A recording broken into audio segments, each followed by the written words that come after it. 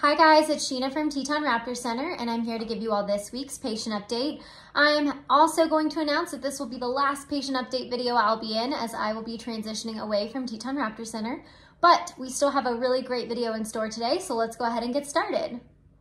I'm going to kick things off by highlighting one of our releases this week. This is Great Horned Owl 10-7, and this bird actually came in from Jackson, Wyoming after having come in with a broken metacarpus in this bird's right wing.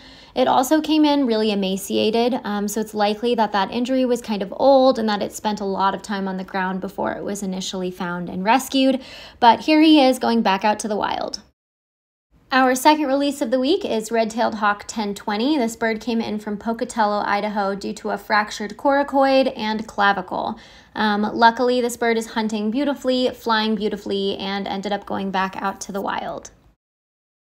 Moving right along to our current patients, here we have Merlin 1111. This bird came in from Iona, Idaho, and he actually came in due to a fractured clavicle on the left side of his body.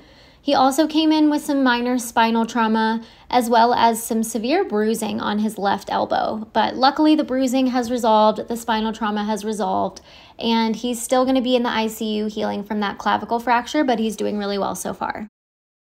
Next up is Golden Eagle 11-1. This bird came in from Twin Falls, Idaho due to lead poisoning.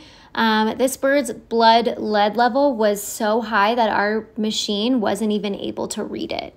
And we actually had to undergo 2 rounds of chelation treatment for this bird.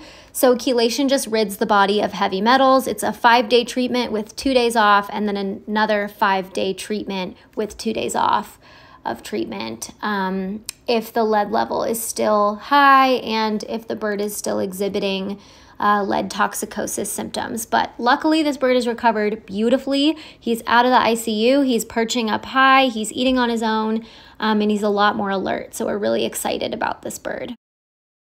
Next up this week is Barn Owl 1031 from Montview, Idaho. This bird came in due to it being orphaned. Unfortunately, all of its siblings had passed away during the rescue process, and this was the only baby bird in that clutch of eggs and hatchlings that made it out alive. So I'm happy to report she's doing really well.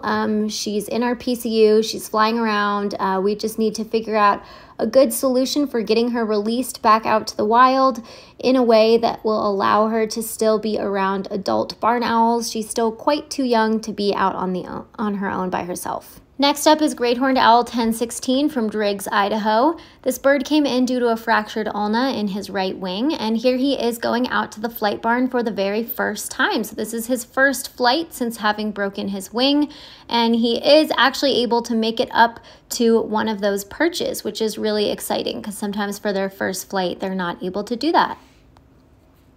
Last but not least, for the birds we're covering in this week's update is Swainson's Hawk 727. This bird came in from Afton, Wyoming, and unfortunately had several fractures, all of which have healed. However, we did do a FHO, or femoral head osteectomy procedure, on this bird in the early fall. And since this bird is a migratory bird and typically would be down in South America at this time of the year, we will actually be overwintering this bird here in Jackson in a temperature-controlled environment until he's ready to be released back here in the spring.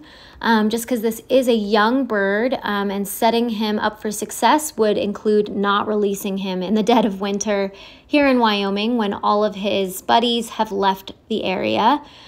This femoral head osteectomy procedure, or FHO, does take a long time to heal and recover from, and so that's why overwintering this bird is also another good idea so that we can keep tabs on this patient and monitor him closely. All right, that's all we've got for this week. Thank you guys so much for tuning in, and I hope you enjoyed learning more about our birds. Remember that if you want to do your part to help keep wild birds wild, you can check out our website at tetonraptorcenter.org and make a donation. You can also click the link in the description below, and that will take you right to our donate page. Bye!